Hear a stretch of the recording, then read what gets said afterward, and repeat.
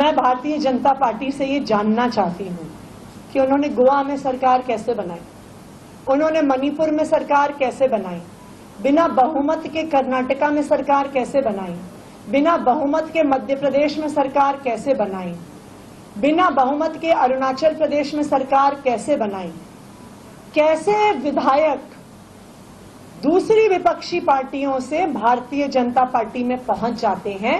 इस बात का जवाब भारतीय जनता पार्टी को देना पड़ेगा। भारतीय जनता पार्टी को इस बात का भी जवाब देना पड़ेगा कि ऐसा कैसे हो जाता है कि एनसीपी के दो फाड़ हो जाते हैं और उनके जो सारे नेता भारतीय जनता पार्टी में आते हैं उनके एक एक करके सीबीआई और ईडी के केस खत्म हो जाते हैं। भारतीय जनता पार्टी ये जवाब दे कि छगन भुजबल जब एनसीपी से भारतीय जनता पार्टी में आते हैं तो क्यों सीबीआई और ईडी क्लोजर रिपोर्ट फाइल कर देती है। भारतीय जनता पार्टी इस बात का जवाब दे कि जब प्रफुल्ल पटेल भारतीय जनता पार्टी में आते हैं तो एयर इंडिया स्कैम के सारे मैटर्स का क्लोजर हो जाता है। भारतीय जनता पार्टी इस बात का जवाब दे कि अजीत पवार जब भारतीय जनता पार्टी में आ जाते हैं तो इकोनॉमिक ऑफेंसेस विंग उनके पत्नी उनके भतीजों के हो रहे उनके खिलाफ सारे केस बंद हो जाते हैं।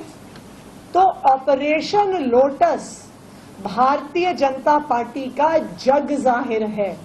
इस बात का जवाब आम आदमी पार्टी को नहीं देना, भारतीय जनता पार्टी को देना है कि बिना बहुमत पाए चुनाव में भारतीय जनता पार्टी अलग अलग राज्यों में सरकार कैसे बनाती है।